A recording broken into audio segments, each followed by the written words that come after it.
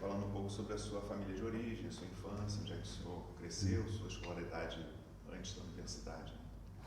Em primeiro lugar, eu queria agradecer o convite e a vossa presença, que é de bom agrado para mim e para a instituição.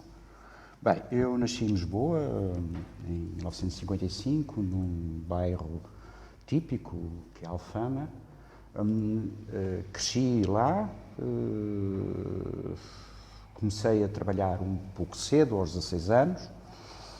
Fiz o 7º ano de liceu por volta de 73, 74. Escolhi Sociologia. Na altura estava para escolher Economia, no ISCEF, mas depois, posso explicar um pouco mais, na turbulência daqueles anos, bons anos, acabei por achar que poderia ser interessante ir para a Sociologia e fui para o ISCTE. Fiz a minha formação de 5 anos no ISCTE. Depois continuei a trabalhar, fiz o serviço militar obrigatório, 18 meses. Na altura surgiu uma proposta para vir dar aulas ao Porto, ainda durante o decurso do serviço militar, para vir dar aulas ao Instituto de Serviço Social do Porto, que tinha um conjunto já de sociólogos importantes na altura, o professor Madureira Pinto, o professor Fleming, o professor António Esteves. E depois, acabado o serviço militar, decidi vir para o Porto. Durante uns anos fui professor do Instituto. Abriu um concurso para uma vaga aqui na faculdade, no curso de Sociologia, em 1986, 86, 87, e fui admitido, transferi-me para aqui, entre aspas, não é? E cá estou. Deixa eu lhe perguntar, a sua família era de Lisboa? Minha família, não. O meu pai era de Monção, era militar, era sargento enfermeiro. A minha mãe era, como se costuma dizer, alfacinha de gema à 4ª geração. Portanto, não tinha nascido em Alfama, tinha nascido naquela zona do Castelo. Portanto, meus bisavós eram todos de Lisboa, portanto, aí a minha costela de alfacinha manteve-se, não obstante ter vindo para o Porto, as minhas origens não as renego. Não é? Quantos filhos eles tiveram? Os meus pais? Sim. Não, eu sou filho único. Na altura era um desvio ao padrão, não é? Pronto, era filho único. Não quiseram ter mais filhos, o meu pai faleceu muito jovem e, portanto, faleceu, tinha 11 anos. O senhor estudou em escola pública? A escola pública era uma escola em Santa Clara, em Lisboa, perto de Alfama. Depois fui para o liceu, que era o Gil Vicente, mas depois, por questões do meu pai ter falecido, havia problemas financeiros, acabei por ir para o ensino técnico, que dava acesso mais rápido ao mercado de trabalho. Fui para uma escola que penso que atualmente ainda existe, que é Patrício Prazeres, que era a escola, existiu em Lisboa duas escolas comerciais e 2 escolas industriais. Fiz essa escola, esses 3 anos do curso comercial, e depois empreguei-me aos 15, 16 anos. Não é? No 25 de Abril o senhor estava na escola? Não, no 25 de Abril estava já no Liceu Camões, não é? E estava a trabalhar, trabalhei numa empresa que na altura era considerada uma boa empresa, pagando bem, que era a Companhia União Fabril, a célebre CUF, e portanto estava no meu 7º ano de liceu. Mas só trabalhava em quê? Era empregado de escritório, e portanto quando eu apanho o 25 de Abril, ou o 25 de Abril me apanha a mim, estava a trabalhar. Portanto, eu tive a felicidade de viver esse momento. Já tinha feito a inspeção para o serviço militar, estava na calha, passado uns meses, se não tivesse entrado na faculdade, de ser mobilizado, etc. Mas Fizeste então o serviço militar já... Não, fiz o serviço militar já depois do 25 de Abril. Fiz a partir de 80, fiz 18 meses.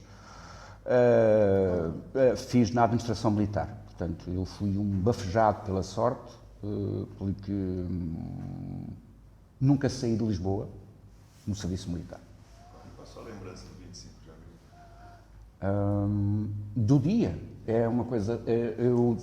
do dia é que posso contar uma situação muito interessante.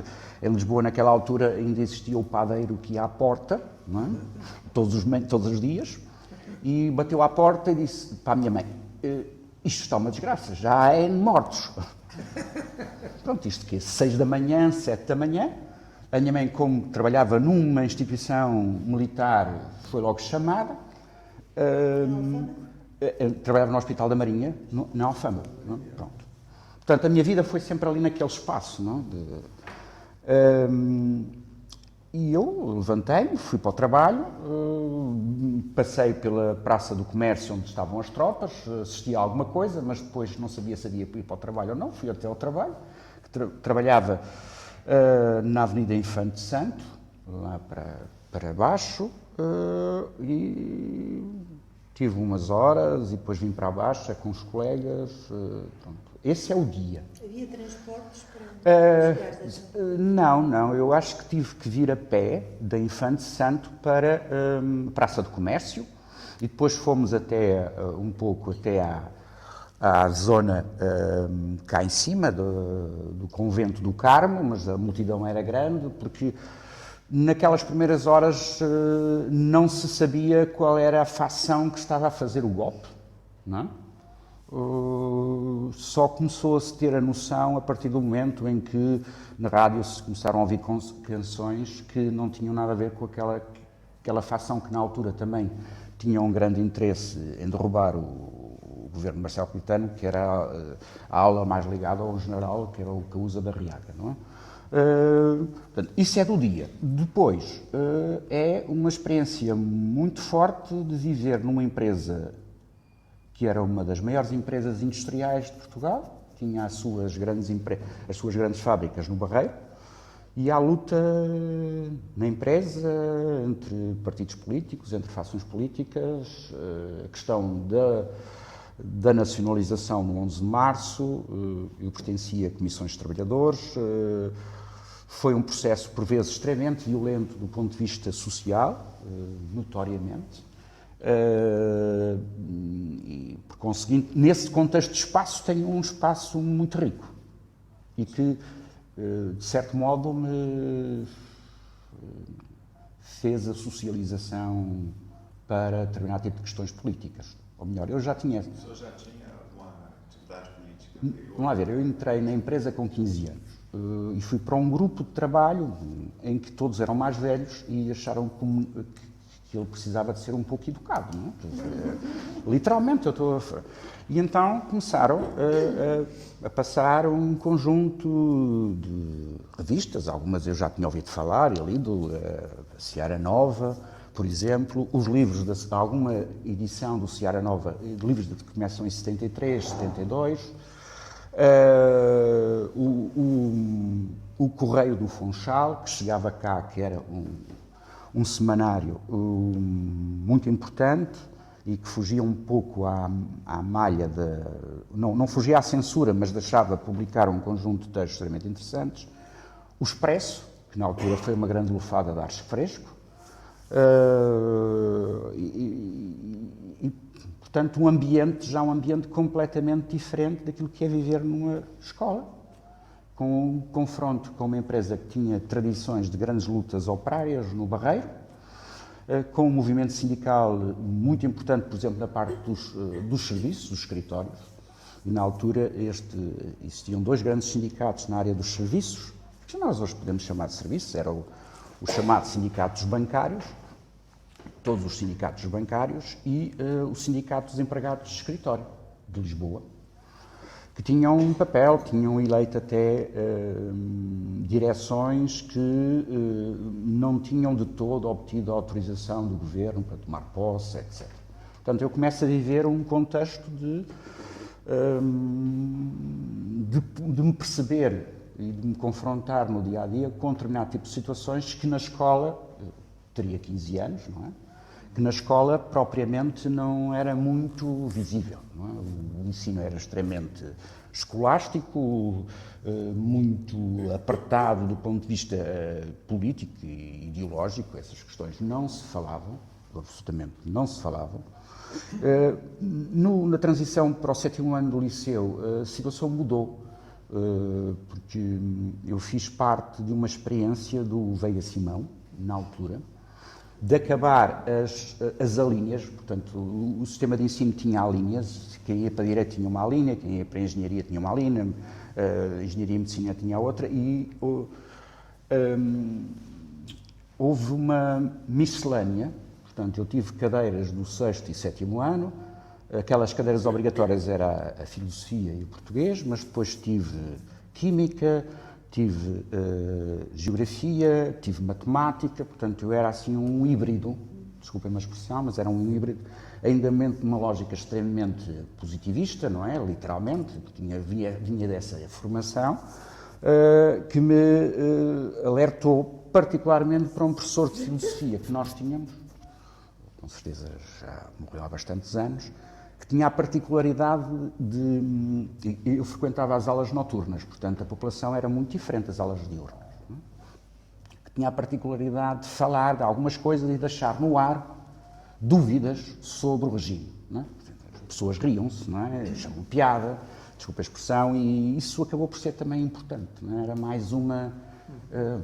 Depois tinha também um professor de Organização Política do Estado, que era uma cadeira que existia, que também era profundamente, na altura, marcelista, mas que também deixava grandes dúvidas, quer dizer, portanto, aquilo conjugou-se tudo, não é? Conjugou-se tudo e o receio que se tinha, por exemplo, na empresa e do grupo de amigos é que o 25 de Abril, ou melhor, agora o que ficou conhecido de Abril, não tivesse acontecido, tivesse havido um golpe mais das forças de direita, mais conservadoras, mas isso felizmente não aconteceu, não é? Pronto. Portanto, eu vivia num caldeirão, literalmente, vivia num caldeirão. Você tinha pensado em fazer o curso superior em Economia e mudou para Sociologia. São as vicissitudes da vida, não é? De facto, na altura, o que me interessava era a Economia. Nesse período só existiam 2 faculdades de Economia, aqui a do Porto e a do ISCEF. O ISCEF era considerado uma escola importante, do ponto de vista político, do ponto de vista de ensinamentos, ligados às questões macroeconómicas, questões de desenvolvimento, políticas sociais. Nunca me interessaria, embora eu pense que na altura não existia, áreas ligadas muito à empresa, pronto, à gestão. Entretanto, em 72, salvo erro, é criado o ISCTE, não é? E aparece um curso que se chama Ciências do Trabalho, não é? Que à altura pronto, aquilo era um pouco, para o quadro existente, era um pouco uma lufada de ar fresco, e fez-me balançar um pouco na altura que eu escolhi. Como é que escolhi? Portanto, quando fui matricular-me em setembro, outubro, ao ISCEF, vi que no elenco existia Sociologia. Disse, olha, aqui está, vou para a Sociologia. Pronto, eu acho... essa experiência foi o início do ISCTE. O que é que memórias guardas desse um bocado conturbado, não é? Eu ainda tive aulas no pavilhão lá embaixo, no Campo Grande. Penso que tive o primeiro ano lá, portanto eu comecei a frequentar em 74, 75, foi o ano do chamado serviço cívico, portanto não tínhamos aulas, íamos lá, poucas aulas tínhamos.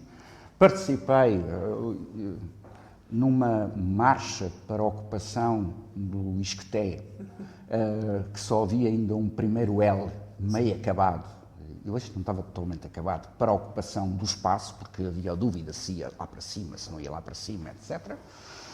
Depois, durante esses 5 anos, primeiro é uma grande descoberta da sociologia, porque o que é que se tinha de conhecimento, eu particularmente, de sociologia? O conhecimento era um conhecimento limitado, literalmente. A sociologia, para mim, confundia-se com as questões sociais e económicas, literalmente. Não é? Na altura, tinha saído um livro que ainda guardo em casa respeitosamente, que era um livro publicado pelas Dom Quixote, do Peter Worsley, Introdução à Sociologia, que eu comprei a primeira edição, eu li algumas coisas, a questão da biologia e da sociedade, etc. Eu lembro-me dessas, não li tudo, não é? E achei aquilo muito interessante. Depois a questão também, eu penso que o livro até foi recomendado por esse professor de filosofia. De facto, era no liceu, que não era uma pessoa que gostava daquele programa, porque o programa de filosofia era autor atrás do autor, quer dizer, aquilo era todo, e era aquilo que se pode chamar hoje em dia na gira um cadeirão, tão mortífero como a matemática que eu tinha, não é? E eu comecei a ler algumas coisas, depois a grande dinâmica tem a ver com esta questão da sociedade portuguesa, do período pós-anos 70, levou-me a interessar por algo que tinha a ver com as questões sociais, as problemáticas, etc. E depois comecei o curso de Sociologia. O curso de Sociologia foi-se construindo, comigo e com os outros. Não é? Ao princípio era, pronto, aquelas perguntas-chave, para que é que serve, o que é que fazem, isso tem algum interesse, pronto. Lembras-te de alguns professores em particular? Lembra-me. Maria de Lourdes Gama dos Santos, o Braga da Cruz, o João Ferreira de Almeida, o Música Fredo, ainda todos assistentes e novinhos, o Afonso de Barros, o David Miranda, o Correio Jesuíno, depois mais tarde a Filomena Mónica, o Vítor Matias Ferreira. Continuaste a frequentar as aulas à noite? Sim. E trabalhavas porque na altura criaram-se 2 turmas, uma diurna e outra noturna, com uma composição de género completamente diferente. O curso era fundamentalmente masculino, tinha uma particularidade, tinha militares. Eu tive na turma 3 ou 4 militares, portanto pessoas na altura ainda como capitães, que Na turma da noite, claro. Sim, na turma da noite, porque as pessoas que estavam à noite eram pessoas que estavam a trabalhar. A turma da noite dá-me ideia que era maior do que a turma diurna, mas não tenho bem a certeza, isto já lá passam muitos anos. Portanto, o que é que acontece? Durante aqueles 5 anos é um processo de construção do que é o conhecimento sociológico, fundamentalmente influenciado, e bem, na altura, pela escola francesa, de facto.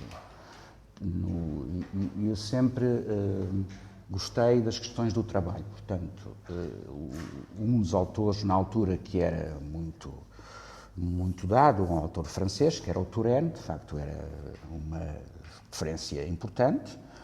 Mas outro autor que também tem uma importância grande na minha formação é o Bourdieu, e a descoberta do livro dele, O Ofício de Sociólogo, que para nós foi algo que era novo. Era novo, completamente novo, embora no primeiro ano ou segundo os livros do professor Cedas Nunes, que já eram aulas do ISEF, na altura, agora é que é ISEG, e que eram apontamentos de aulas que ele dava numa cadeira, ele e a equipa dele, numa cadeira de introdução às ciências sociais, salvo que era esse o nome. Tiveste como professor? Não cheguei a ter. Ou melhor, tive em algumas aulas, mas depois ele saiu. Portanto, o contacto foi extremamente reduzido.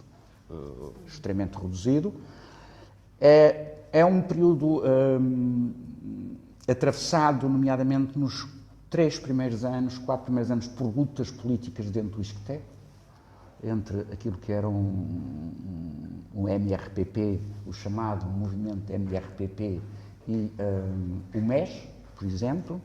Depois vieram-se a dissolver essas lutas, conseguindo, foi um período extremamente intenso. Os professores estavam em formação, literalmente, estavam a construir as suas teses, a iniciar as suas teses. Para nós, foi um momento de descoberta e de confronto com matérias para as quais, com exceção das matérias de História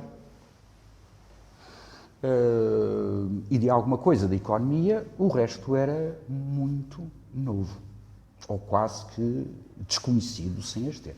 Quer dizer, não havia, a Sociologia foi maltratada durante o regime de Estado Novo, para não dizer que foi mesmo muito maltratada. Quem ia para alguns cursos, nomeadamente do ISEF, já tinha a primeira aproximação, mas isso era uma ilha dentro do contexto universitário, não é? Dentro do contexto universitário. Portanto, as pessoas que entram nos primeiros anos de Sociologia são pessoas que vão, na minha opinião, um pouco à descoberta, sem saber, muitas vezes, qual seria o nosso futuro. Então, depois tomaste a decisão de fazer um mestrado noutra universidade, também em Lisboa. Sim, Lisboa é marcante para mim. Não, é o primeiro mestrado que aparece. Portanto, há a fase da licenciatura e depois, no final dos anos 80, salvo erro, começam a aparecer os mestrados.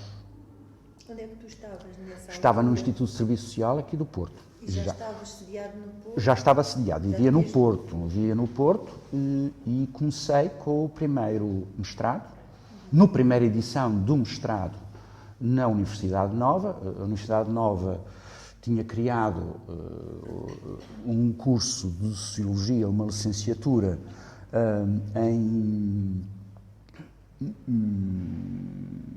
portanto, um pouco, talvez no final dos anos 70, foi a primeira a avançar com o mestrado. Um mestrado em História Económica, Sociologia, Sociedade Portuguesa, que tinha muito a ver com a tradição daquilo que era a Universidade Nova e a Sociologia, que era a influência do professor Vitorino Magalhães Godinho, portanto, uma grande relação entre a Economia, a História e a Sociologia, em que predominavam autores como, por exemplo, o Gurevitch, não é? Que nós no ISCTE não tínhamos tido tanto contacto, não é? Tínhamos outra perspectiva. Foi um mestrado que durou 4 anos, porque na altura os mestrados tinham 4 anos, 2 anos de aulas e 2 anos de tese. Fiz a tese sobre os quadros empresariais em Portugal. O meu orientador foi o professor David Justino. Foi uma experiência diferente. A instituição era diferente, as lógicas de funcionamento também, o arcabouço, as matrizes teóricas diferenciavam, mas acabei por gostar e formar um novo grupo de amigos, de colegas, que nós conhecemos muito deles, da minha geração, ou melhor, da nossa geração, que para mim foi muito importante. Não é? Porquê? Porque veio também a assinalar um aspecto que eu sempre tenho vindo a tentar pôr em prática, que é ter uma análise mais ligada a uma análise sociohistórica. Os quadros, essa tese de mestrado sobre os quadros, na altura que se fazia, tinha que fazer uma tese de mestrado de 300 e tal páginas, não é? Quer dizer, que eram 4 anos. Quer dizer, nós tínhamos 5 mais 4 de mestrado. Não é? Quer dizer, 5 de licenciatura? Mais 4 de mestrado. E depois isso acabou, reduziu para os 2 anos, mas muito tempo depois. Não é? Portanto, eram 9 anos. 9 anos... Quando eu digo aos alunos que tive tantos anos, eles olham para mim e pensam que eu sou um fóssil que vem... Não, mas é verdade, estes 30 anos levaram à compressão dos períodos de formação e de uma forma muito rápida, em Portugal. Exatamente. Eu queria só voltar, que o senhor mencionou a oportunidade atividade que surgiu no Instituto do Serviço Social do Porto, que acarretou a sua mudança para o Porto? Surgiu, era um colega nosso que estava a dar aulas aqui no Porto e que um dia me telefona se eu queria vir dar aulas ao Porto, porque ele ia para outra instituição e tinha que deixar as aulas aqui do Instituto. O senhor já estava no mestrado? Não estava. Já tinha acabado a licenciatura, ainda estava no serviço militar. E eu disse, bem, aquilo era um dia e meio por semana. Eu disse assim, bem, deixa-me lá falar com o meu comandante, se ele me deixa. Tinha um comandante que particularmente não gostava, achava um desperdício eu estar lá porque era serviço militar obrigatório e ia estar a fazer outra coisa na vida, e o senhor disse, vai embora. Portanto, uma situação muito aprazível para mim, porque no outro caso podiam. Portanto, eu vinha quarta-feira ou quinta-feira à noite, dava aulas durante o dia de sexta e parte de sábado, dava uma cadeira que era de introdução à sociologia, e isso para mim foi um grande processo de socialização, de passar para uma situação de ensino que eu nunca tinha perspectivado. Mas eram alunos de que cursos? Era o curso de Serviço Social, curso superior de Serviço Social. Existiam na altura 3 escolas em Portugal, uma no Porto, outra em Coimbra e outra em Lisboa, na altura agora há mais, e formavam os assistentes sociais, não é? Que teve sempre, são escolas, pelo menos aqui do Porto, ligados à Igreja, mas que depois de 74 tomam outro rumo e na qual vão participar vários sociólogos, que eram aqui professores da Faculdade de Economia do Porto, onde existia um núcleo importante de sociólogos, e que davam também lá aulas. Então eu tive sorte, foi mesmo sorte, de trabalhar com essas pessoas, de ser assistente deles em algumas disciplinas durante o período que lá estive. Deixa-me só fazer uma pergunta. Falaste no Madureira Pinto. Sim, sim. Conheceste o Madureira Pinto quando estavas na tropa, no serviço militar? Não, conheci aqui no Serviço Social pessoalmente. Mas, portanto, não foi ele que te convidou? Não, foi um colega que era o Viegas, que era um colega que depois foi para, salvo erro, para a Universidade do Algarve e que deixava. Eu conhecia o professor Madureira Pinto dos livros, se se pode chamar, porque ele e os livros sobre as questões da metodologia, que ainda hoje nós usamos, e aquele livro em conjunto com o João Ferreira de Almeida, que também foi meu professor, não é? Era um livro básico para, salvo erro, uma cadeira do 2º ou 3º ano de metodologia. Dá-me a ideia que era isso. Portanto, eu só o conhecia do livro e venho conhecê-lo aqui, porque ele também dava uma parte das aulas, uma participação em algumas disciplinas no Serviço Social. Portanto, o Serviço Social, para mim, foi uma escola de, primeiro, aprender a dar aulas e de facto, até depois, agora, a preparar para isto, eu relembrei alguns assuntos, porque o serviço militar, para mim, não acrescentou nada, não é?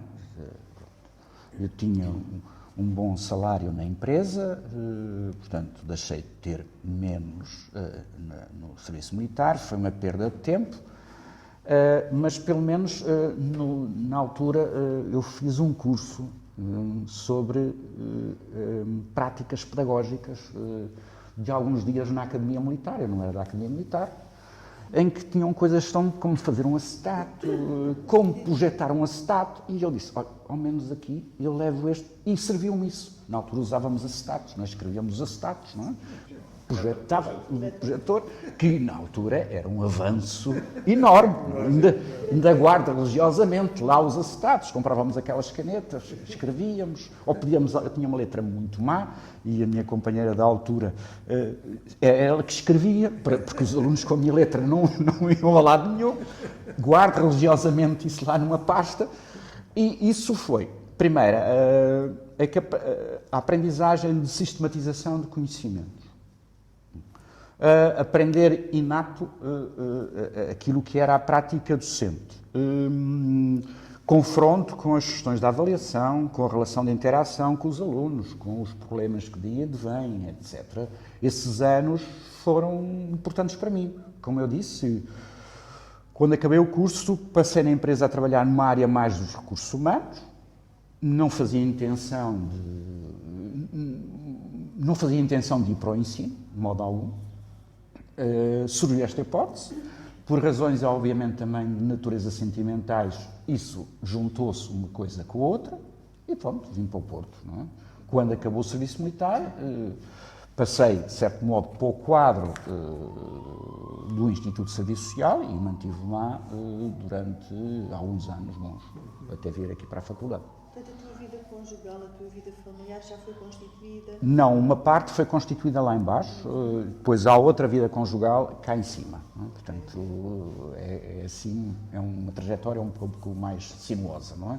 Um em Lisboa e depois no Porto. Não é?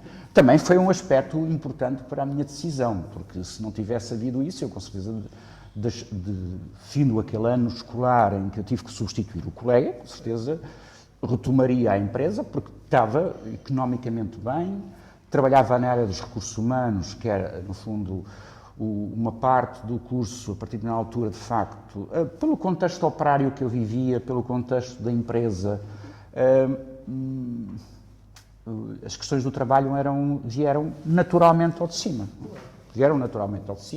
Sei que fiz uma tese sobre as comissões de trabalhadores, na licenciatura, orientada pelo professor David Miranda, não é? E apanhando algumas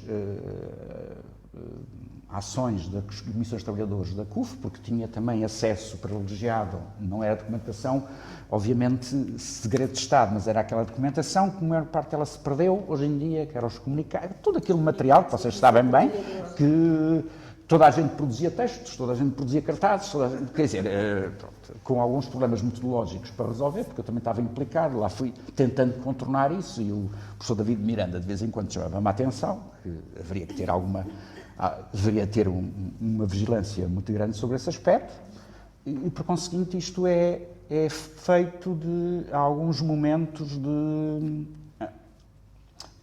escolha que têm muito a ver com os contextos de emprego e dinâmicas sociais. Quando o senhor está no mestrado, é criado o Instituto de Sociologia? Sim. Não, primeiro é criado o curso de Sociologia. Aqui na faculdade, com basta orientação daquilo que é o grande dinamizador do curso, que é o professor António Teixeira Fernandes, que já era professor aqui da Faculdade de Letras, e que vai fazer uma proposta ao então Ministério da Educação, onde estava o ensino superior, para a criação de um curso de Sociologia. O curso de Sociologia inicia-se em 1985, aqui não, noutras instalações, e eu concorro a uma vaga ao fim do primeiro ano de funcionamento do curso. Nessa altura, estava já numa fase avançada de elaboração da tese e venho a acabar a tese de mestrado aqui.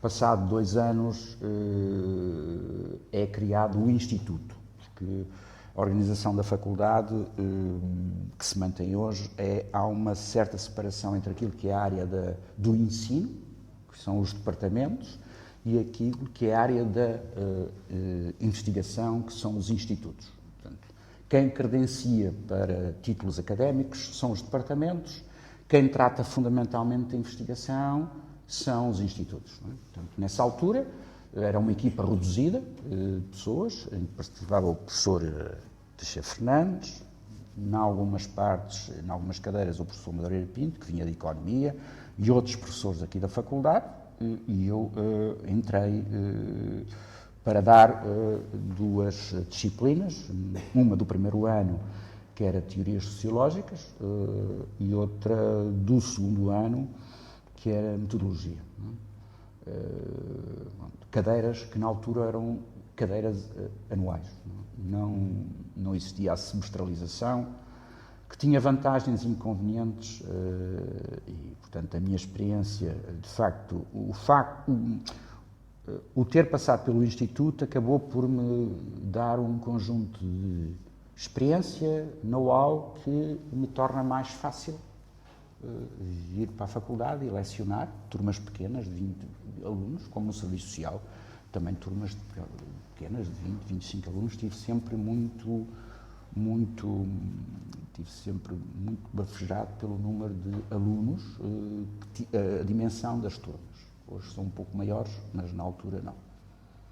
Semestralizaram a licenciatura com o processo de Bolonha? Ou Não, foi já, um processo anterior? já penso que uns anos antes houve a tendência de semestralização. Portanto, que foi que abrangeu todos os cursos da faculdade, porque a faculdade tem uma panóplia muito grande de cursos, tem os chamados cursos clássicos de letras, que agora já não se chamam assim, depois tinha a geografia, a filosofia, e depois veio a sociologia, que nunca teve ramo educacional, foi uma deliberação que o professor tomou, até pela questão que existia do acesso dos professores de sociologia ao ensino secundário, e por conseguinte, ao contrário dos outros que tinham sempre na tradição das faculdades de letras um ramo que era a formação de professores, e de facto todas as faculdades de letras, exato, ensino na altura preparatória, o ensino secundário, as faculdades de letras, a sua essência durante décadas e décadas foi a formação de professores para o ensino, não é? Agora não, obviamente, agora tem ramo de ensino, mas tem outros ramos de especialização. O seu doutoramento já foi aqui na Universidade do Porto? Sim, já foi aqui feito, fui orientado pelo professor Teixeira Fernandes e, portanto, acabado o período do mestrado, fiquei alguns anos como assistente e comecei a enverdar por a elaboração do doutoramento, que era obviamente um período mais longo, não existiam aulas, não existia nada, não existia curso de doutoramento, existia uma orientação pessoal, desde o princípio até ao fim, e vivi a experiência do doutoramento aqui. E transferi uma parte dos meus conhecimentos da análise que tinha efetuado sobre os quadros empresariais na sociedade portuguesa nos anos 60, a partir dos anos 60, para o estudo da área da sociologia das profissões, neste caso, os economistas, parecia que estava a fazer ajustes de contas com o passado, não é? E foi um processo mais longo, necessariamente muito diferente do panorama atual, e acabei, por obter o título de doutorado aqui na Universidade do Porto. Portanto, eu vivi até agora 3 experiências institucionais, não é? Foi o teu orientador? O professor Teixeira Fernandes, aqui. Estavas a falar dessas 3 experiências? O primeiro orientador foi o professor David Miranda, o segundo o professor Justino e o terceiro o professor Teixeira Fernandes. Pronto, é uma experiência interessante, não quer dizer que as pessoas, depende de cada um, mas hoje em dia correr instituições diferenciadas pode dar alguma outra perspectiva de como é que estão organizados, etc. Porque apesar de terem os mesmos títulos académicos, elas têm depois, e apesar de se regerem pelas mesmas regras jurídicas, o clima social e cultural é muito diferente. Não é? Tens feito outras opções do ponto de vista da pesquisa, mais próximas ou um pouco mais... Depois, a partir do doutoramento, continuei na área da sociologia das profissões, mas desviei-me nos últimos anos para a questão dos diplomados da universidade, porque entretanto fui convidado para coordenar um observatório do emprego da Universidade do Porto, fazer aqueles estudos fazem parte das obrigações das universidades sobre a questão do emprego dos diplomados e a partir daí que há um interesse maior, mas é um vai e vem, quer dizer, eu acabei por não ter... Eu acho que em termos de relação de temas que nós temos com temas, há um momento para tudo. Há pessoas que enveredam por uma via e ficam por ali, é uma opção pessoal, perfeitamente legítima, sem qualquer tipo de crítica, e há outros que, não obstante a minha área não sair nunca das questões do trabalho e do emprego, vão explorando outros aspectos. Não é? Mantive a questão da sociologia das profissões, embora com menos presença e enverdar por outros aspectos ligados às questões do diplomados, a precariedade, a informalidade, etc. Pronto. Tens, aliás, feito várias orientações de teses nesses domínios. Sim, sim. Orientações de teses ao nível de doutoramento e também algumas ao nível do mestrado. Claro que toda esta questão da sociologia em Portugal, no passado recente, nós temos que convocar inevitavelmente a questão de Bolonha. Não é?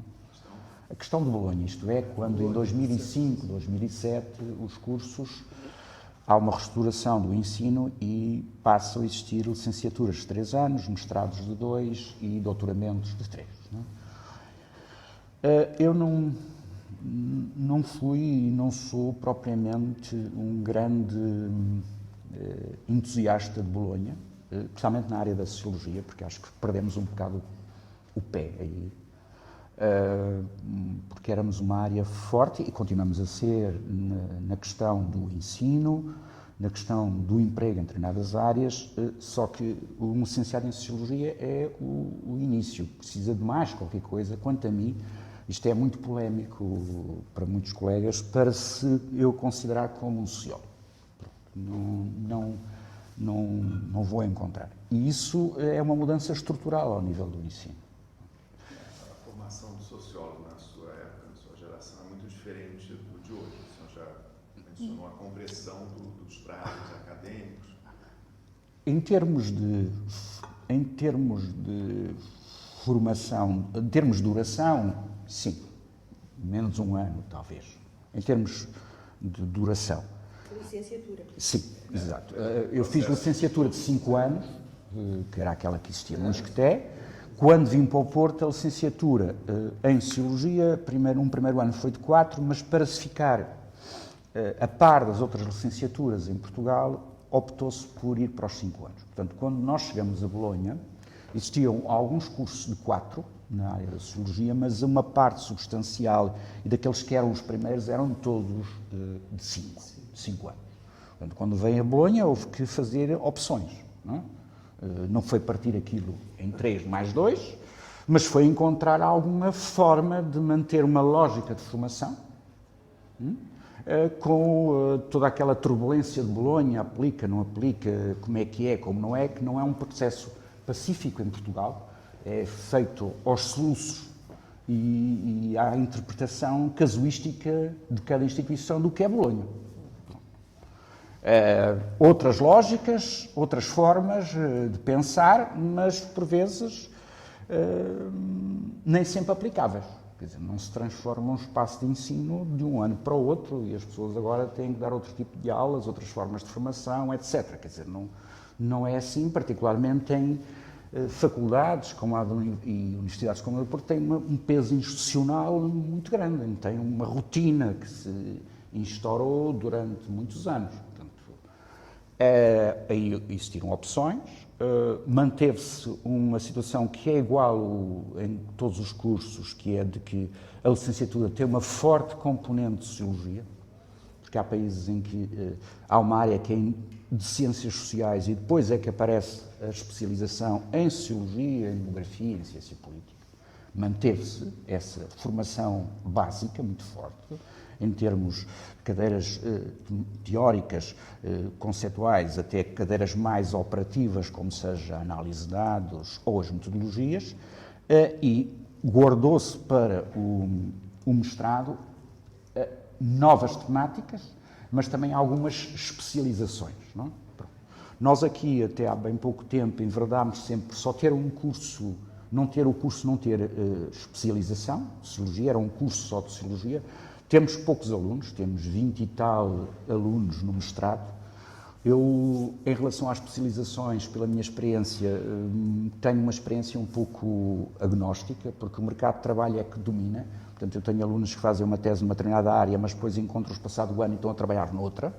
E acho que as especializações na área da Sociologia, face ao volume de empregos oferecidos, que é um volume sempre mais restrito noutras áreas, a especialização pode ser algo perturbador da entrada no mercado de trabalho. Esta é a minha opinião, não é compartilhada por outros.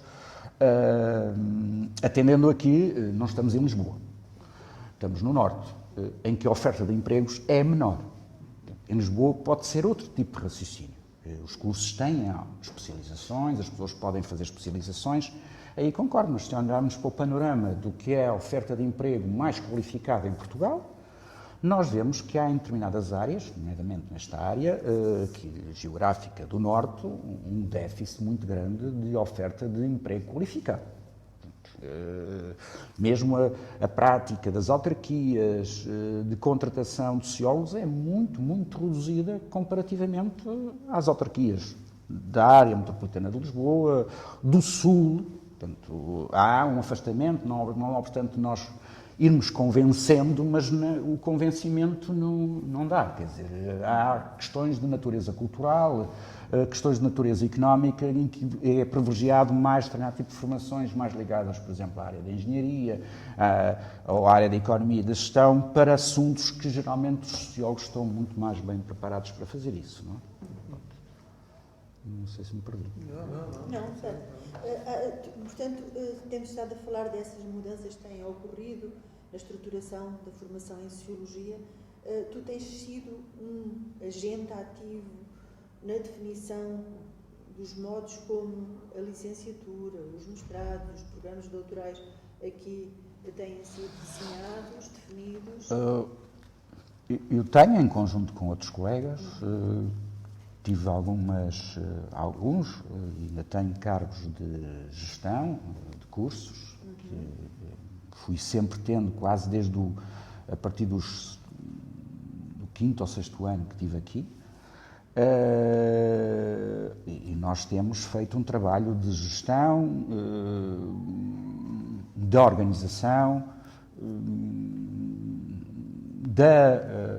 entrada, por exemplo, de um aspecto que para nós foi novo, que é cada vez, e está sendo sempre novo, que é a entrada, por exemplo, em cursos de mestrado e doutoramento de pessoas que não venham com uma formação básica em Sociologia, que nos coloca determinado tipo de problemas, tem virtualidades, mas coloca determinados problemas e coloca alguns problemas em termos de um património básico de conhecimento, e que está muito ligado àquilo que foi o desenho do Bolonha, que foi de fazer a tal licenciatura, muito forte do ponto de vista dos conhecimentos sociológicos. Não é? Portanto, quem chega aqui, o que acontece também com outros cursos.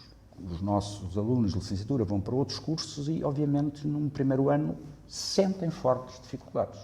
Porque, ao contrário de outros países em que o primeiro ciclo é um primeiro ciclo generalista, não é? E o aprofundamento só acontece no segundo ciclo.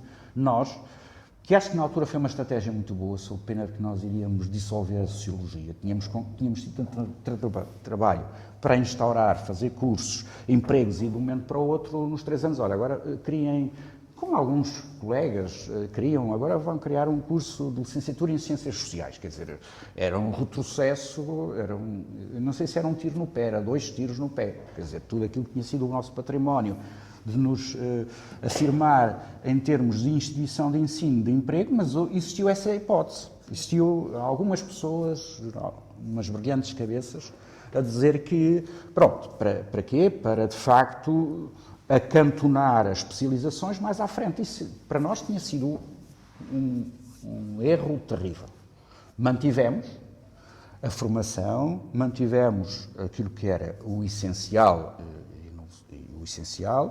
Claro que agora com Bolonha, com a entrada de pessoas que vêm de outras formações, que trazem outra experiência, o que é enriquecedor, mas depois têm algumas dificuldades que temos que contemporizar no sentido de encontrar soluções. Não? Portanto, nós começamos a ter no mercado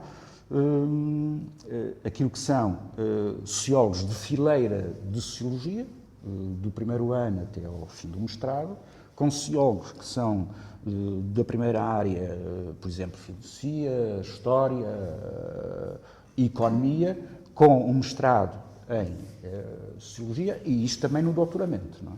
Pronto.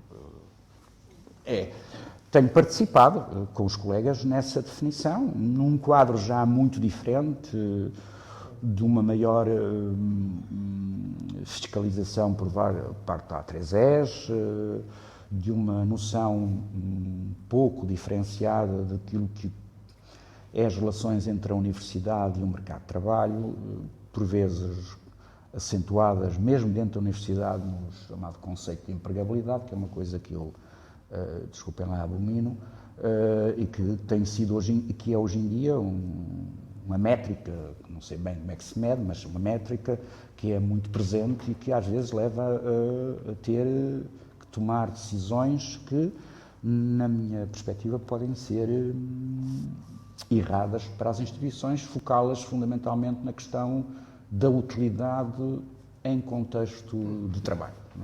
Ao contrário de décadas anteriores, literalmente. E outras experiências, outras intervenções tuas a nível institucional, seja dentro da universidade ou, digamos, nos territórios próximos dela? Pronto, tenho essa experiência do Observatório do Emprego. Sim.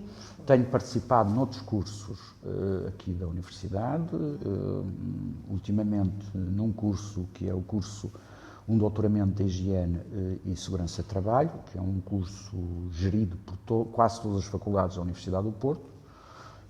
Há anos atrás fiz ações de formação, agora já não faço, e alguns projetos ligados à intervenção social, ao nível de planos de desenvolvimento, particularmente na área das questões da prospeção sobre o emprego e o trabalho, mais do que naquela parte mais dura das questões de intervenção associativa, etc. Tem sido por aí. Mas o meu minha fatia de trabalho é fundamentalmente a casa. Quando digo a casa, é a universidade. Não é? Claro. Agora, sobre o observatório dos diplomados, sim. Do emprego, isso é de facto um lugar de observação muito alargado, para ver como é que evoluíram as gerações de estudantes e depois de diplomados, não é? Porque tu não analisas só os estudantes da sociologia, mas toda a Universidade do Porto. O inquérito,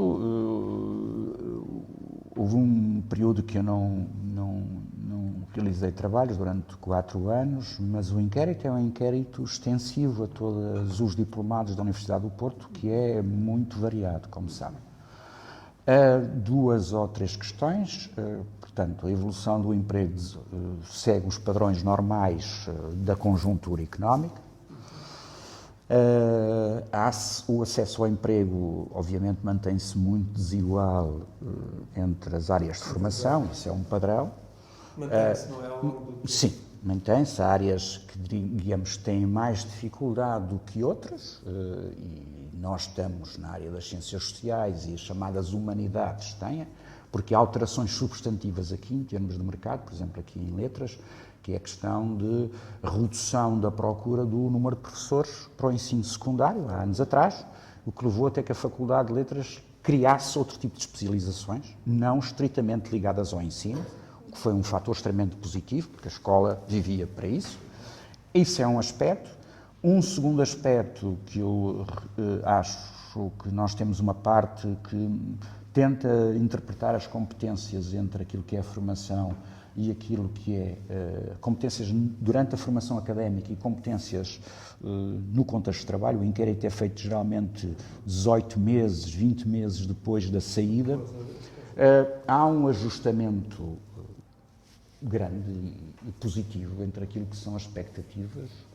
Há, por outro lado, na maioria dos cursos, o não renegar a casa, Isto é, quando o aluno é perguntado se voltaria a inscrever-se no mesmo curso e na mesma instituição, muita substancial maioria diz que sim. Claro que estamos ainda com pessoas muito novas.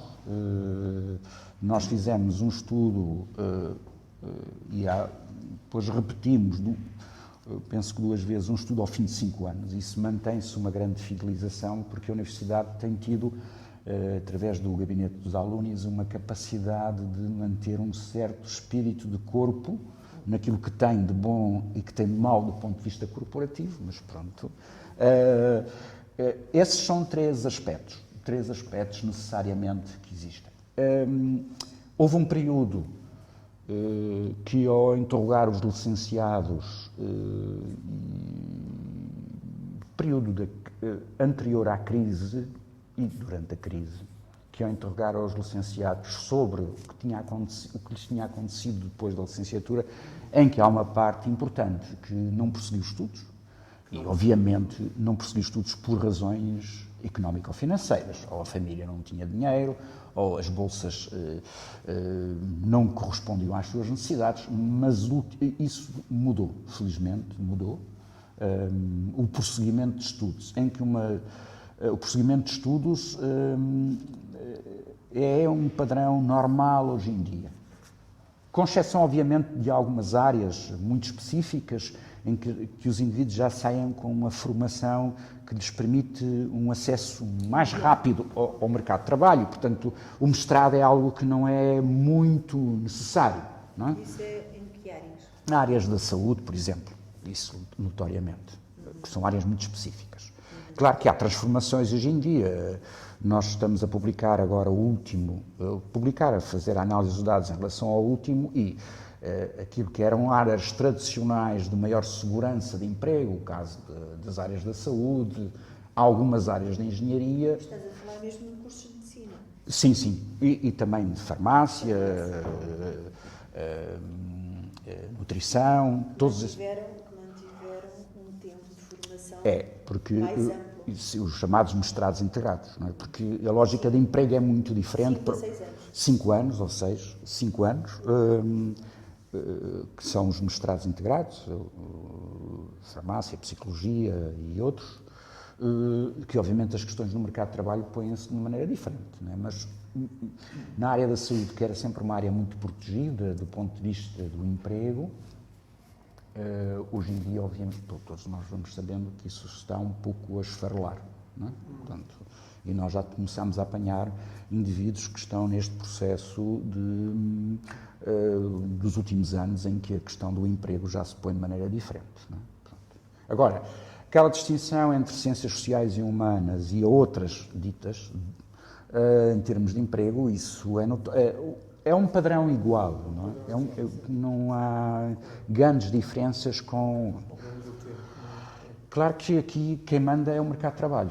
Eu tenho essa concepção de que não é as universidades que mandam, tenho a concepção que é o mercado de trabalho que manda. Portanto, o mercado de trabalho, o contexto social e económico, não é? Falando em contextos, em conjunturas, e uma vez que estamos a falar da instituição como um todo, e dentro dela as ciências sociais e em particular a sociologia, recentemente a Universidade entrou numa rede de universidades europeias com um determinado objetivo, no sentido de alargar e internacionalizar as mobilidades, as participações institucionais. Como é que vês a sociologia e as ciências sociais dentro desse projeto de universidades europeias? O que é que isto vai trazer de diferente para a sociologia, para as ciências sociais, aqui na Universidade do Porto? O que é que te parece? Uma das dimensões tem sido todos estes programas de Erasmus, por exemplo, Erasmus para docentes e Erasmus para estudantes. Nós recebemos estudantes provenientes, no quadro das bolsas de Erasmus, provenientes de países europeus, alguns, Polónia, Hungria, por exemplo, vai variando conforme os anos, não há um fio condutor do ponto de vista geográfico. Temos alguns alunos porque estamos a falar de contingentes de 30, 20 alunos, não é? Quer dizer, 35 no máximo, portanto, basta ir 3 ou 4 ou 5 para Erasmus, para nós já não é muito mau.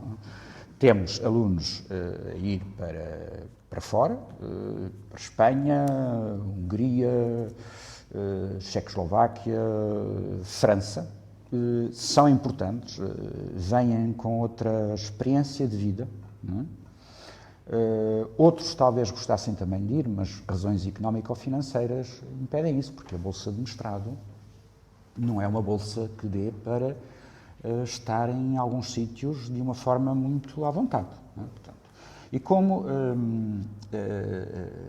a origem social das pessoas dos cursos das ciências sociais e humanas não é, em termos de recursos económicos, é o melhor em termos de recursos económicos, é muito mais baixa, que acontece, por exemplo, como faculdades como a medicina ou determinados ramos de engenharia, os nossos alunos poderão ter muito mais dificuldades de ultrapassar isso, embora a vontade exista. Depois há a questão dos Erasmus Mundus. No doutoramento temos recebido, todos os anos recebemos 2 ou 3 Erasmus Mundus, provenientes de sítios diferentes, Mongólia, África do Sul, Brasil. Todos os anos tínhamos pessoas com bolsa da CAPES para fazer aqui o seu doutoramento.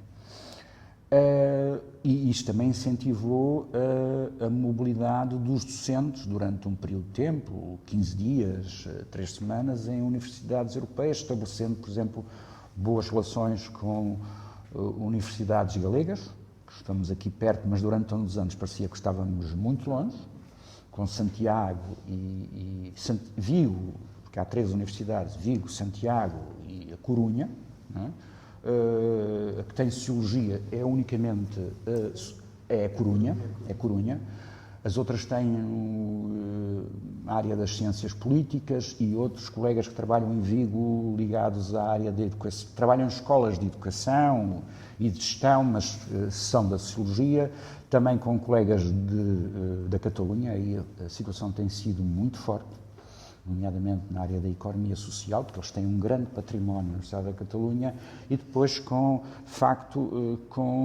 pessoas, colegas a irem para a França, mas também para a Polónia, a Hungria. Esses países têm tido uma atração de alunos e também uma atração da nossa parte. E, efetivamente, isso é verdade. Não é? Portanto, eu acho que isso em termos de alunos, é muito importante. A nível da pesquisa, tem havido, ou tu tens vivido, essa experiência de participação? Do ponto de vista do trabalho, há colegas que têm feito muitas pesquisas da área do trabalho e emprego com a Catalunha, com Vigo, mas o nosso forte atualmente é com o Brasil. Temos uma rede com colegas da Universidade de Minas Gerais. Constituímos uma rede sobre as questões socioeconómicas comparativas Portugal-Brasil. Funciona já há uns anos. Acho que há mais de 10, ontem tentei perceber, mas 10, 11 anos. Colegas que vêm cá dar aulas durante um determinado período de tempo, colegas que vão ao Brasil dar aulas, trabalhos em conjunto, publicações em conjunto. Ultimamente tem sido essa a grande aposta, embora isto vá variando conforme o tema, conforme o tempo e o tema, quer dizer, não posso dizer que seja sempre tudo igual, depende de programas internacionais que nós concorremos em colaboração com outros. Agora, na área do trabalho, o Brasil, a Catalunha, por exemplo, e também alguns colegas com universidades francesas, nomeadamente universidades de Paris. Não é? Tens algum projeto em curso neste momento? Neste momento tenho um projeto em curso com... Este projeto do Brasil é um projeto que se vai alimentando sempre. Vamos concorrendo cá e concorrendo lá. Não é? Portanto, vamos nos aproveitando uns dos outros. Não é? Participamos nós, participam também em algumas partes o ISEG, em Lisboa. Atualmente tenho, para além das questões do observatório, que me ocupa bastante tempo, tenho um projeto com o ISCTE sobre a questão das profissões e suplementos alimentares. Não é? Pronto. Agora, cada coisa no seu tempo. Não é? Quer dizer, já estou numa fase em que cada coisa no seu tempo, tirar o maior partido daquilo que me agrada e que é útil para a instituição, não posso dizer o contrário. Os cursos vão entrar numa possibilidade de reformulação no próximo ano, com esta avaliação da A3ES que acabou em dezembro. Tiveram em avaliação até dezembro? Sim. Os da Sociologia, tivemos a avaliação até dezembro. Poderá haver alguma redefinição do programa de estudos. Porquê? Porque, de facto, nós também somos confrontados hoje em dia, particularmente mestrados e doutoramentos, com uma variabilidade grande do público, entre aspas, que nos aparece todos os anos. Não é? Quer dizer, fomos educados, ou melhor, talvez mal, numa certa estabilização da procura. Essa estabilização acabou há alguns anos atrás. Portanto, nós podemos ter alunos, sempre uma parte dos alunos são da fileira de Sociologia, mas vêm alunos de outras fileiras. Não é? E isso tem que necessariamente implicar da nossa parte alguma adaptação, sem pôr em causa a qualidade. Mas é uma situação nova. E que nós vamos, eu penso que em todas as escolas isso acontece, nós vamos gerindo, nunca pondo em causa a qualidade e, no fundo, matriz de Sociologia. Bem, é isso, as pessoas vêm para a Sociologia, têm que saber que é para a Sociologia. Não é para outra coisa qualquer. Não é como alguns que se candidatam, eu gosto de ir para a Sociologia porque eu gosto das questões da sociedade. Pronto. Nós dizemos, olha... E é a mesma coisa do que o senhor ir para a contabilidade, tem que ter as bases, porque há muitas vezes essa ideia de que a sociologia, que eu acho que é uma ideia que se foi desconstruindo, mas que por vezes surge, há uma ideia muito da sociologia académica, o academismo, há uma ideia muito da tecnicidade, portanto, e há depois uma ideia de que a sociologia é como uma espécie de enciclopédia, cultura geral, não é? Quer dizer, eu fico um bocado irritado com isso, não é? Fico um pouco irritado. É os que sabem tudo, não é? Quer dizer, a gente não sabe tudo, não é? Portanto, aquela ideia que o sociólogo comenta tudo, que às vezes existe, não é? Quer dizer, ele sabe tudo, não é? Não sabe tudo. Vê-se isso nas televisões, quer dizer, qualquer coisa lá chamam um sociólogo, pronto, às vezes até não concordo muito que os colegas vão lá, porque para dizer aquilo que eles estão a dizer, de facto outra pessoa, sem ser de Sociologia, também o dizia, não é? Quer dizer, que no fundo a imagem das profissões é importante nos meios de comunicação social, particularmente porque nós não vamos muito. Ou alguns vão muito, mas isso é outra questão.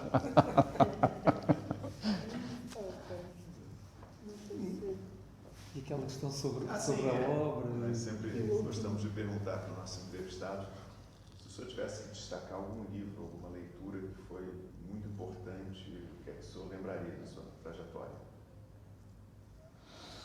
É difícil, pode ser só um, não é? Pode ser só eu acho que aquele que me marcou em presente foi o Ofício de Sociólogo do Bourdieu. O senhor leu a primeira vez em que altura? Quando entrei para a Sociologia, havia a edição francesa e depois comprei essa edição francesa, perdi e depois arranjei uma edição espanhola. Mas eu acho que é uma das obras que me marcou mais. Eu não posso dizer que exista assim as as mais importantes. Mais tarde, já depois de formar-me, comecei a descobrir outros autores que em Portugal não tinham grande ressonância, o caso da sociologia espanhola, que tem obras fabulosas e continuam entre nós muitas vezes esquecidas. Obras italianas, o problema é que eu não sei italiano, não é? Então via algumas traduções de italiano em francês ou em castelhano. Mais recentemente os anglo-saxónicos, que nunca fez parte da nossa formação inicial, mas que de facto são fundamentais para perceber aquilo que é sociologia. Eu destacava em termos do meu percurso, é difícil, mas destacava esse, porque é uma marca importante para quem quer ser sociólogo, falarem do ofício do sociólogo. Estavas a referir a descoberta de alguns autores espanhóis. Queres o Giné, o Morin, por exemplo, e outros que atualmente existem, Martin, têm livros de introdução à sociologia muito bons, que não são muito divulgados em Portugal. Claro que em alguns aspectos focados em Espanha, tem uma capacidade de produção de análises. A Reis, por exemplo, a célebre revista espanhola, tem uma capacidade de produção de estudos empíricos, em que tem alguns textos portugueses, que nós às vezes vivemos de costas voltadas, não é? Para eles. Os italianos, há a dificuldade da língua. Eu lembro-me, estava a acabar o curso, de ler um livro que na altura me suscitou alguma forte curiosidade, de um senhor que não sei se ainda é vivo, Ferrarotti, célebre Ferrarotti, ainda é vivo, que tem um livro publicado em português. Penso que foi uma única e que gostei imenso, não é? Porque era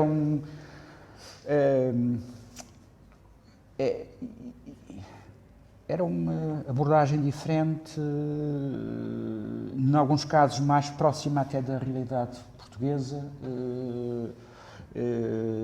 e era o descobrir outros autores. No fundo, às vezes o mal destas formações é que, não é o caso da Itália, mas é que para nós a sociologia começa para além dos Pirineus, não é? Quer dizer, portanto, não é isso. Os espanhóis, então os catalães e não só, têm uma produção sociológica, isto é, que é proveniente da importância da sociologia antes da tomada de poder pelo Franco, não é? E construíram a sociologia ao contrário de Portugal, em que a situação foi sempre muito residual antes da implementação do Estado Novo, não é?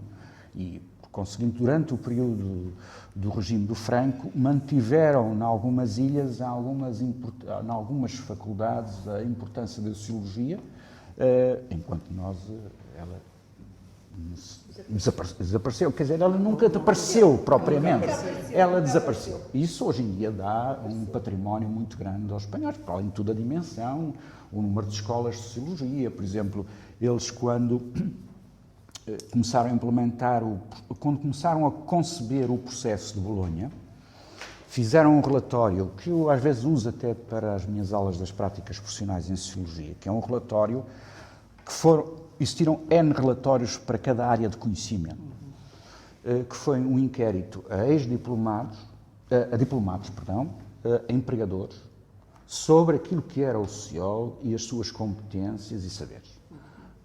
Isso foi, quanto a mim, um estudo, com as limitações que existe, um estudo muito importante, porque escalpelizou aquilo que os sociólogos faziam em Espanha. Nós nunca tivemos nada disso, não é? E eles fizeram isso. Portanto, eles não abdicaram de 4 anos de formação em sociologia, por exemplo.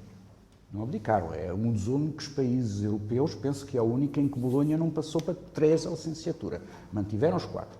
Esse estudo é um estudo muito interessante, obviamente hoje em dia, claro que datado, mas que dá um conjunto de contributos das competências, dos saberes, nas várias áreas que os sociólogos ocupavam então em Espanha, e que é considerado um padrão, um momento, para mim é considerado um momento de escalpelização do emprego dos sociólogos. Foi uma medida governamental que foi feita para todas as áreas de conhecimento antes de lançarem e esquematizarem no papel a aplicação do processo de Bolonha.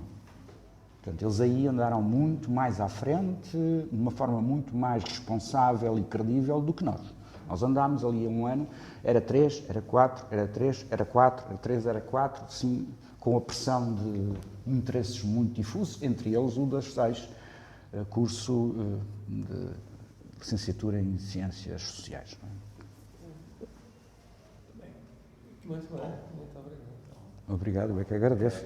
Vocês fizeram-me revisitar o passado, não é? A ideia era essa. Não, muito obrigado por isso. Trajetórias de vida científica. Muito interessante. Por acaso, às vezes quando vou a Lisboa e quando tenho tempo, vou revisitar os sítios, não é? Pronto, emocionalmente para mim é muito importante. Desculpem lá, é muito importante. Eu nasci no Val Santo António, portanto, nasci em casa, que era normal na altura. Era normal na altura. O meu pai era enfermeiro lá, falou com a parteira, pronto. Lá nasci em casa, vivi, os meus pais moravam depois em Sapadores. Portanto, estás a ver, quer dizer, era só subir a rua de Val Santo António e para ali, andei nessas escolas ali todas. E quando vim para o Porto, vim desse sítio, da casa dos meus pais. Quer dizer, Portanto, viveste lá até vires para o Porto. Para o Porto. Tu, a Maria de Lourdes morava ali perto, mas vocês conheceram-se, Maria de Lourdes Rodrigues, Não conheci, só conheci a Maria de Lourdes depois na faculdade. Na faculdade. Mas ela morava na Graça, salvo eu. Portanto, não era muito longe. Não, meia dúzia de metros. E mantenho essa ligação. Há tempos eu estava a pensar, agora com toda esta especulação urbanística em Lisboa, que morava num prédio, num andar, ali na rua Afonso Domingos, que quando se abria a janela da varanda, eu via quase que desde o Montijo até ao Seixal, onde era a siderurgia. Eu agora gostaria de saber o preço que esse andar tem, não é? Tu estás a ver. Quer dizer, abria-se a janela e via-se o rio todo, não é? Eu, quando havia aquelas festas do Montijo, via da janela o fogo de artifício, pá, não é? O prédio já não existe? Não, o prédio existe. Era um prédio dos anos 40, 50, foi reformulado, ainda há tempos que passei por lá. Claro, deve ser já agora um andar de luxo, porque até por curiosidade tenho uma prima, terceiro, quarto grau, que trabalhou em Lisboa, agora está no estrangeiro, 30 e tal anos, que comprou um andar, não, nos prédios mais abaixo, na rua Afonso Domingos, mas mais abaixo. E uma vez ela mostrou-me, tinha comprado no último andar de casa. Mas não estou a perceber, mas aquilo era tudo igual. Então, o que é que eles fizeram? O prédio tinha um sótão, né? O que era normal, mas que eu morava no último andar, não tinha acesso ao sótão. Então, eles rebentaram com o teto e fizeram um quarto lá em cima, em que uma parte eu não queria dormir lá, porque a primeira coisa que fazia era bater logo na trave, não é? Pronto, aquilo virou, há tempos fui lá e fiquei um bocado traumatizado com todo aquele espaço da Graça.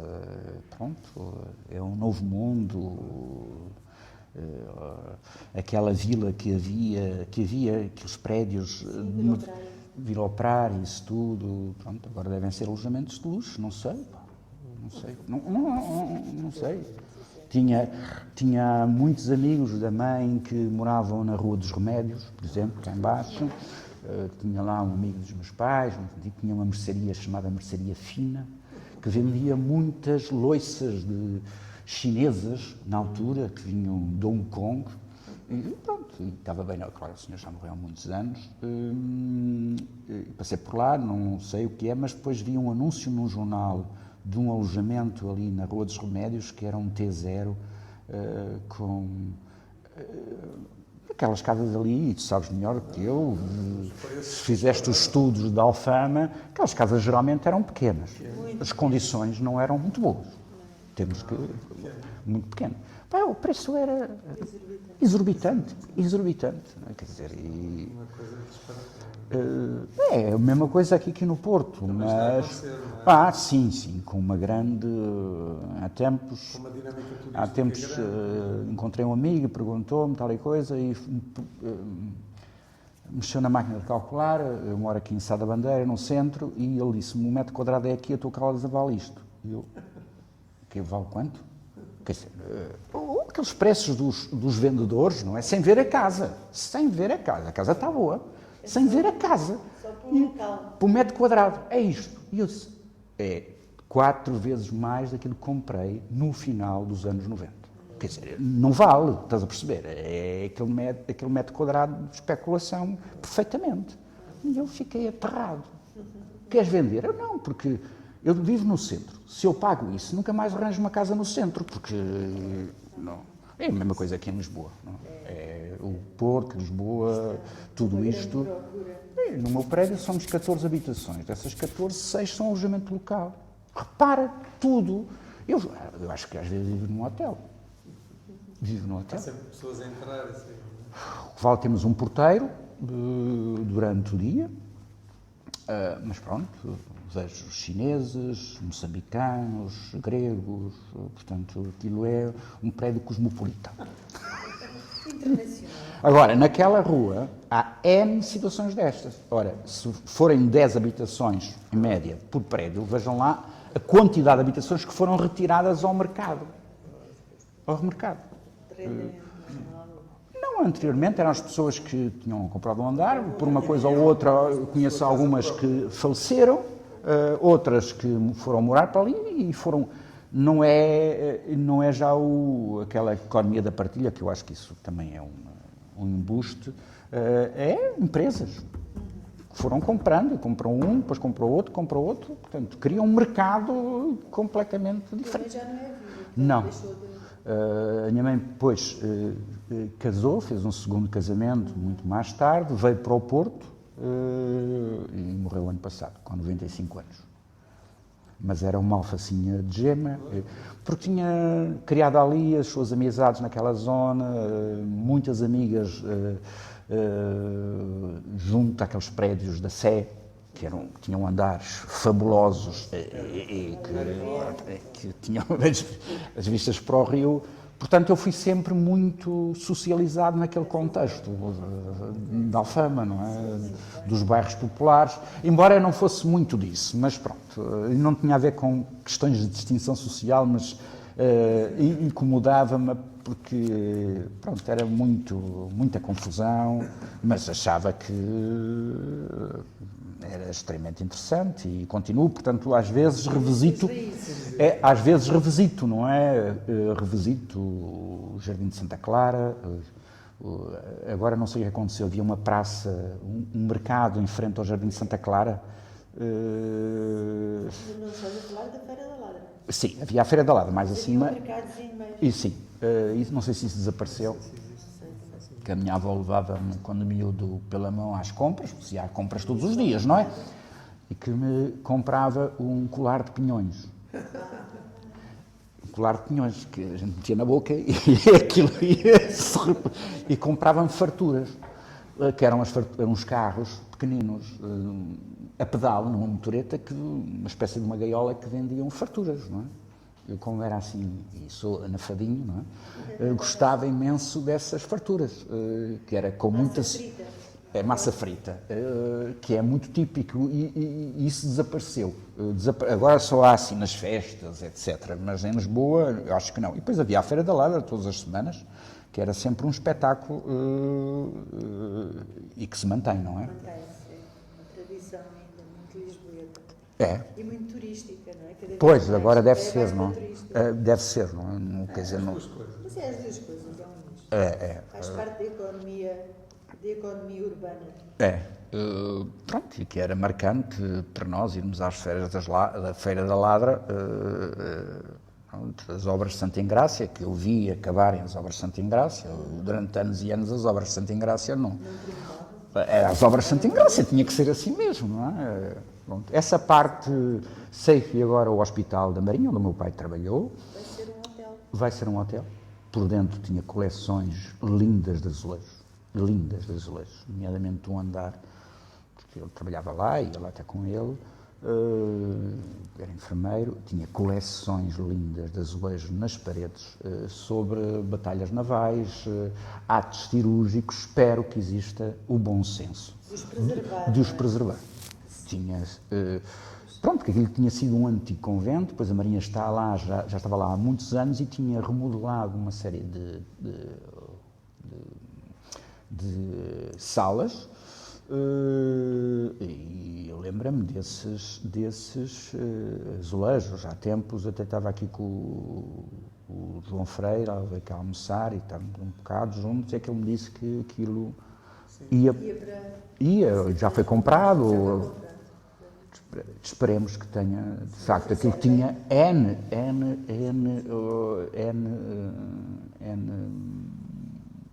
N salas, tinha umas listas ótimas. Lembro-me quando miúdo que um marinheiro que trabalhava com o meu pai criava borrachos. Borrachos é pomos pequeninos. E que isso agora não se come, mas antigamente os meninos comiam borrachos. Passarinhos. Pois, comia-se borrachos. E eles davam ao meu pai depenado um borracho. Um borracho era uma galinha pequenina, não é? Agora penso que não. Agora deve ser antigo, ainda vem para aí o pessoal do PAN e ainda nos mata. Isso é muito incorreto. Mas era uma alimentação, pronto, aquilo era uma coisinha pequena, muito saborosa, fazia-se um caldo, não é? E eu lembro-me disso. Que era aquela economia que existia nestas instituições, que era sempre alguém que tinha lá num cantinho alguma coisa a vender, ou que trazia o queijo da terra, ou a batata da terra, e por acaso disso tenho saudades. Espero que eles não destruam isso, porque aqui têm destruído muita coisa, mantêm as fachadas, Mas por dentro depois por dentro arrasam completamente. Portanto, se vocês forem abaixo, vocês veem muitos sítios em que é unicamente a fachada, uns suportes de ferro para aguentar a fachada, enquanto fazem as obras, o resto desaparece, e, portanto, casas que seriam de 3 divisões, que é o normal, não passam para T1s, T0s, perde-se tudo aquilo que é a disposição do espaço, porque, de facto, o preço por metro, aquilo que nós aprendemos, a renda fundiária, que agora já ninguém fala, mas convinha com certeza revisitar o Topolov e outros, tornou-se uma coisa. Aí não é contrário. Portanto, é revisitar algum desses sítios, não é? Pronto. Muito bem. Obrigadíssima. Não, eu é que agradeço esta entrevista. recuperarem-me estas memórias, não é? E tirei uns apontamentos. Já trabalho há tanto tempo. Até dá para isso, não é? Para fazer esse overview. Para o ano faço 65, portanto... Este mês? Não, para daqui a um mês e meio. E pronto. Sim. Somos da mesma Eu estou a pensar ainda para o ano, estava a pensar que ainda estava em dezembro, não é? Mas não, já estou em janeiro. Pronto, nós vamos andando e vamos vendo, não é?